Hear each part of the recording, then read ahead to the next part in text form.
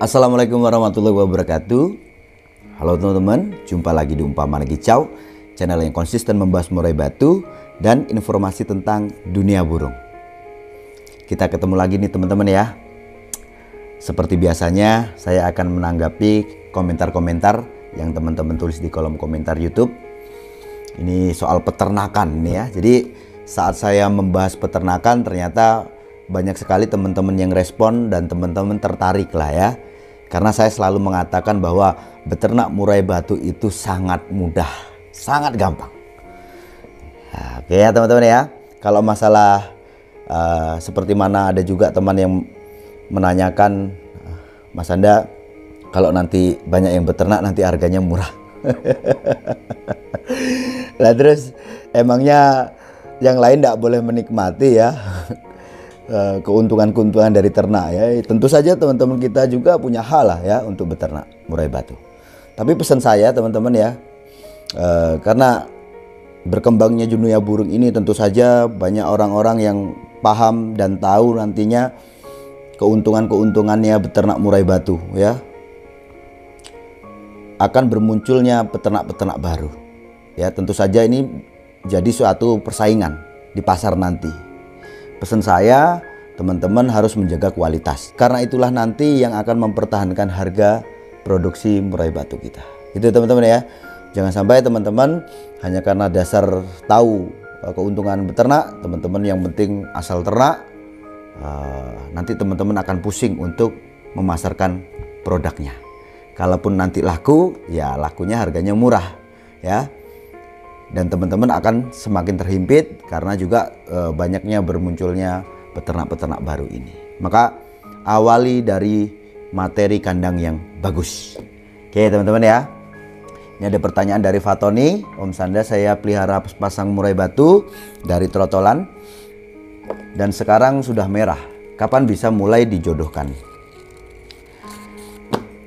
Kalau pertanyaannya kapan bisa dijodohkan atau mulai dijodohkan ini, jadi kalau sudah merah berarti dia sudah pastol. Kuncinya pada birahi ya. Birahi ini kunci teman-teman ya, bukan hanya untuk burung lomba tapi juga untuk burung yang diternakan, ini kunci, jelas ya.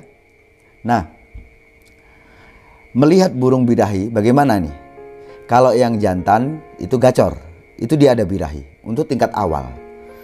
Betina dia juga berbunyi ya. Titutututit itu kan bunyi panggil-panggil ya. Nah, saat burung ini kita temukan si jantan itu ya, itu akan ngerayu dia ketemu burung betina itu. Artinya apa? Kalau tadi saya katakan dia gacor itu tahap awal, ini tahap kedua gitu ya teman-teman ya. Nah, si betina itu nanti akan ngeper. Nah, mulai saat itu teman-teman bisa jodohkan. Dan mudah teman-teman, kalau burung itu sama-sama siap, mudah untuk menjodohkan burung ya. Cuma di sini teman-teman saya membaca sepasang dari trotolan. Nah, pertanyaan saya, Mas Fatoni ini beli trotolan itu satu sarang atau beda? Kalau beda indukan nggak masalah gitu ya.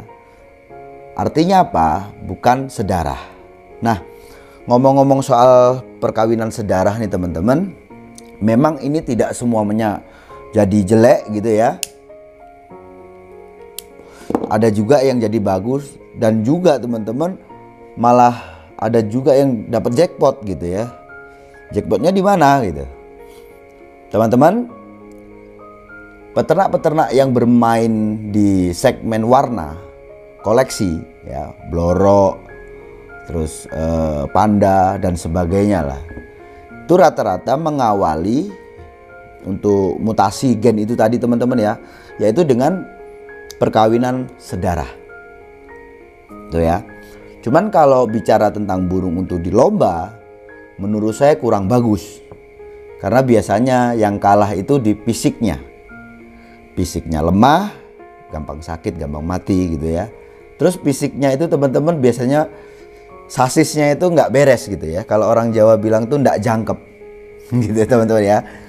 Oke, mungkin di fisiknya dia sempurna ya. biasanya di psikologisnya yang bermasalah. Yang jelas ini tidak bagus. Ya. Saya tidak katakan semuanya karena memang ada juga beberapa teman yang ternyata beternak satu darah ya, ternyata juga anaknya ada yang bagus. Gitu teman-teman ya. Tapi kalau kita bicara pada umumnya, kebanyakan itu tidak bagus nanti hasilnya. Untuk burung yang segmen lomba dan segmen gacor-gacoran. Tapi kalau segmennya untuk warna, ya ini memang diawali dari perkawinan sedara. Gitu ya Mas Fatoni ya. Jadi nanti kalau burung sampean sudah gacor, artinya dia sudah birahi, si betina juga udah panggil-panggil, nanti coba ditemukan. Ya, kalau sudah si jantan sudah ngerayu-ngerayu, si betina sudah ngeper, nggak lama itu ya, sampean siap-siap aja nanti bikin kandangnya. Ya, nanti sekitar kalau aku ini nggak pernah lama sih teman-teman ya untuk menjodohkan burung itu ya. Maka saya katakan mudah, gampang peternak murai batu. Asal pokoknya kalau kita ngomong penjodohan, rata-rata ini kan orang pusing di penjodohan. Ada yang beralasan, wah burungnya nakal, burungnya galak, begini begitu. Insya Allah saya udah lulus. Ya, kalau teman-teman mau simak video-video saya, di situ kan jelas teman-teman ya, saya tidak membahas satu burung, tapi saya membahas ada 4 kandang. Itu berbarengan. Ada 2 kandang yang hanya saya temukan, saya jodohkan ya, saya jodohkan sehari jodoh, ada yang 3 hari. Ya, tidak ada 1 minggu nih teman-teman ya. Malah ini saudara saya nih ya, saudari saya nih di Pontianak sana itu nggak pernah katanya ya menjodohkan lama-lama. Seminggu itu lama katanya. Yang penting tahu yaitu tadi kesiapan dari burung yang mau kita jodohkan. Asal ada birahi, ada kesiapan, dijodohkan, nggak lama itu pasti dia nanti akan berjodoh dan uncal. Gitu ya teman-teman ya. Oke, lanjut. Nur Hadi, murai pastol sudah gacor, apa bisa dijodohkan? Sudah. Ya, nanti dicoba. Yaitu tadi tahap awal ya, birahi tahap awal itu dia gacor. Ya, maka nanti saat dia temukan betina bagaimana? Kalau dia ada ngerayu, artinya dia siap untuk dijadikan pejantan. Lanjut. Ini dari Imam Mualim. Salam dari anggota baru, semoga Om Sanda selalu diberikan kesehatan. Izin bertanya, apakah pasir laut bagus untuk dasar kandang ternak? Bagus. Dan juga banyak peternak-peternak itu yang pakai pasir laut ya. Alasannya kenapa? Karena pasir laut itu dia mengandung garam, tentu saja di situ tinggi mineral dan juga ada kerikil-kerikil seperti mana pecahan kerang teman-teman ya. Dan itu bisa dijadikan sumber kalsium untuk indukan, gitu ya. Nah, cuma karena kalau seumpama teman-teman itu rumahnya jauh dari laut ya, bukan berarti terus karena ini bagus teman-teman harus upaya padahal rumahnya 100 kilo dari rumahnya ke laut ya. Terus teman-teman wah berupaya seperti itu. Ya sah-sah saja, ya sah-sah saja. Cuma kalau ada yang lain kenapa sih kita harus ribet gitu ya. Teman-teman bisa pakai kalau untuk grid bawah teman-teman ya, untuk dasar itu teman-teman bisa pakai gridnya untuk burung dara itu teman-teman, kalau nggak salah mereknya Top Grid Top Song kalau nggak salah itu ya, itu 1 kiloan. Nah itu teman-teman bisa pakai, atau teman-teman bisa pakai gamping sebenarnya, gamping atau batu kapur yang teman-teman rendam dulu, paling tidak sudah kita matikan, jadi tidak panas. Mungkin sudah pernah kita udah rendam itu ya, udah kasih air, udah direndam sekitar 1 bulan gitu. Nah itu teman-teman bisa pakai untuk campuran dasar kandang ya. Jadi alas itu entah teman-teman pakai pasir atau pakai tanah, nanti bisa dicampuri itu. Gitu ya Mas Mualim. Oke lanjut ya, ini dari Yoga Love. Selalu mengikuti saran Om Sanda, mudah-mudahan pertanyaan ini dijawab oleh Om Sanda. Untuk mencetak burung bagus, apakah saya harus membeli burung terah? Apakah non-terah juga bisa mencetak anak yang bagus? Oke. Jadi begini teman-teman ya. kita beli burung terah itu kan suatu harapan. Ya, harapannya apa? Yaitu anakan itu nggak jauh-jauh dari indukannya, menurunkan sifat-sifat dari indukannya. Kalau indukannya pernah juara, harapannya anaknya juga bisa seperti bapaknya. Itu harapan. Jadi kalau kita bicara keturunan, itu juga seperti mana manusia, teman-teman ya. Jadi kayak di manusia sendiri, saya ini punya anak 3. Anak 3 saya ini karakternya juga ada yang berbeda-beda, tapi ada kesamaan ya, tetap ada kesamaan lah. Dan itu mengikuti antara ibu dan bapaknya, ya, kurang lebihnya, gitu lah teman-teman ya. Anak saya yang pertama anaknya ngalah, ya, terus dia pinter ngomong, dia pinter ya, untuk akademisnya bagus. Terus anak yang kedua itu dia kreatif, ya, dia manja, selalu menang sendiri maunya. Anak yang ketiga itu yang paling kecil ya, ini hampir seperti mana kakaknya, tapi dia lebih ke apa ya, keras, anaknya keras kepala. Nah, sebenarnya juga nggak jauh-jauh dari orang tuanya, gitu loh teman-teman ya. Tinggal mendekati ke ibunya atau ke bapaknya. Cuma kalau teman-teman menanyakan, ada kan juga yang ngomong, wah kalau bapaknya presiden belum tentu anaknya jadi presiden. Ya memang betul teman-teman. Ada yang bapaknya preman, anaknya ustadz, ya ada juga gitu lah ya. Cuman itu kan suatu harapan. Kalau di burung itu kita ambil dari terah, paling tidak nanti adalah, entah itu karakternya, entah itu mentalnya, entah itu jiwa besarnya dan sebagainya. Nah, cuma teman-teman bicara tentang terah ini, sekarang ini kan memang banyak sekali peternak-peternak murai batu. Dan menurut saya yang apa ya, kalau bicara tentang burung yang diternakan, insya Allah semua bagus lah, insya Allah ya, insya Allah seperti itu. Tentu saja orang-orang sekarang juga pilih-pilih lah ya, mau menernakan burung itu ya. Harapan saya juga seperti itu, jadi tidak asal gitu. Nah,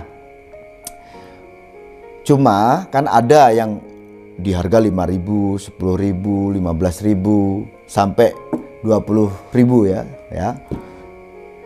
Itu karena nama besar teman-teman. Ya, yang membuat harga berbeda itu ya nama besar. Ingat, di burung itu tidak ada angka, dan karena ini hobi tidak ada standar pasar, gitu ya. Maka saya sering katakan pada teman-teman, nanti setelah teman-teman bisa beternak murai batu dan diawali dari materi-materi yang bagus, teman-teman harus memikirkan tentang pasar. Bagaimana untuk mencari pasar? Karena teman-teman sudah punya materi yang bagus ya, ini kan jelas nih materinya udah bagus. Teman-teman cari untuk apa? Untuk bukan promosi teman-teman ya, pengertian ya. Cari nama besar. Bagaimana mencetak nama besar?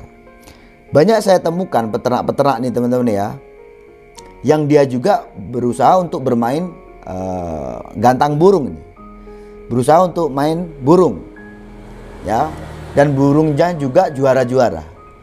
Walaupun saya juga sering temukan burung yang juara-juara ini juga bukan dari hasil kandang ternak dia, tetapi paling tidak ini bisa menjadikan apa ya, membentuk nama besar peternak itu. Orang kan akan, wah itu juara, itu si A itu sering juara dan dia beternak, pasti nanti anakannya juga bagus-bagus gitu. Tuh ya teman-teman ya. Jadi teman-teman harus punya nama besar. Gitu. Oke, teman-teman. Jadi ini tadi pertanyaan-pertanyaan dari teman-teman. Semua ini menanyakan tentang peternakan.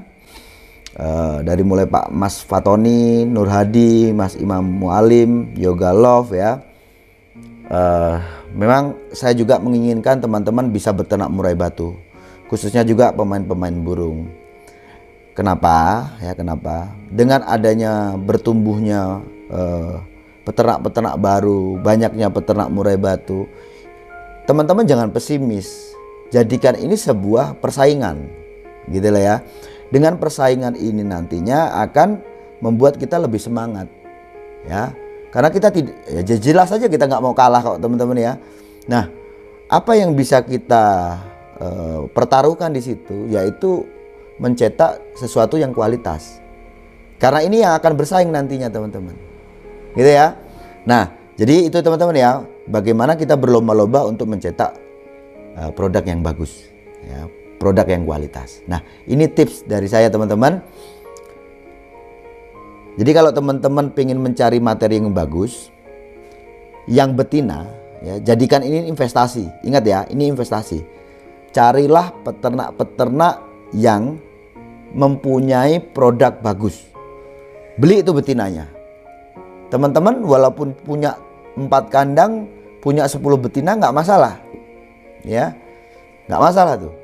Betina kita kumpulkan, tapi dari terah yang bagus. Nah, nanti untuk burung yang jantan, yang bisa dikatakan bagus itu gimana teman-teman ya? Carilah burung jantan hasil lomba. Jadi kalau ada burung lomba memang itu harganya tidak murah. Tetapi paling tidak teman-teman, satu, teman-teman sudah punya burung bagus untuk dijadikan indukan. Dua, kalau burung itu burung aktif yang dilombakan, teman-teman tidak usah cari pasar lagi. Karena apa? Secara otomatis orang-orang akan mencari teman-teman. Karena itu burung aktif tuh ya, taruh nih ada di lapangan. Burung itu juara. Teman-teman beli, taruhlah harganya 50 juta. Ya. Mikirnya begini teman-teman ya, ada trotolan harganya 25 juta. Kita harus nunggu, belum tentu juga burung itu jadi burung hebat ya. Kalau ada yang 50 juta jelas burung itu hebat, kenapa kita nggak ambil itu aja? Walaupun burung itu bukan dari terah yang wah, tapi dia udah jelas juara. Dan paling tidak orang sudah tahu kalau itu burung juara. Burung itu teman-teman ternakkan. Brek. Apa yang terjadi? Orang-orang akan berburu keturunan dari burung itu. Saya rasa cukup sekian. Sukses selalu.